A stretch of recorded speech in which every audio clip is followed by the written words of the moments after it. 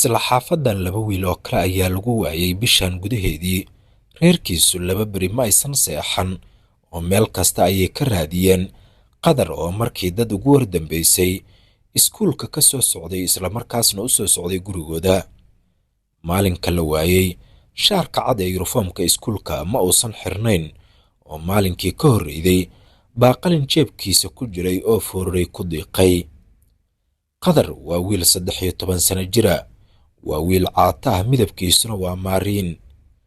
dad markii ugu wardambaysay iskuulka Imaamu Shaafici ayuu ka soo baxay, waxa uuna sitay shaar madow barabara cad leh, jeebkiisuna uu ku sawiran yahay faras.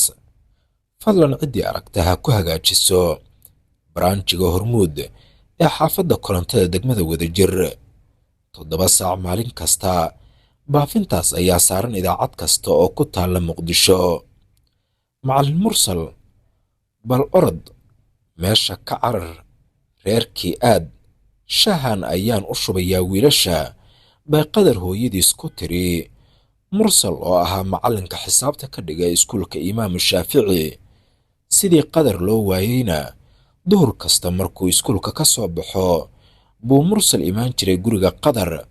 inta uu yimaado ayuu ilaa gabalgaabkii reerka la raadin jiray wiilka. martida guriga iska soo buux dhaafisa ee wiilka wax ka raadinaysana wax ka soori jiray. mursal waa nin afgaaban, dadkoo dhammina ay aad u jecel yihiin, naxariis iyo caawinaad badanna intaba lagu yaqaano. xaalka iskuulku ma fadhin maalmahan oo waa uu gabangabaysnaa. buuq joogta ayaa ka taagnaa. wiilka la waayay hadalkiisa ayaa koono kasta la hadal hayaa.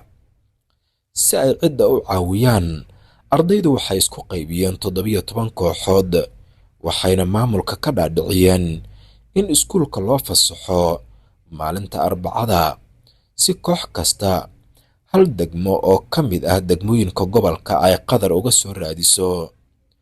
Arbacadii subaxii sidii loo baxay, koox kasta waxay soo laabatay casir liiqii iyadoo aan wiilkii soo helin. kooxda degmada Yaaqshiid aaday waxaa hogaaminaya Allaha ajar ha ka siiye macallin mursal. markii maqribkii uu soo dhow yahay buu macallin mursal kooxdii kala fasaxay.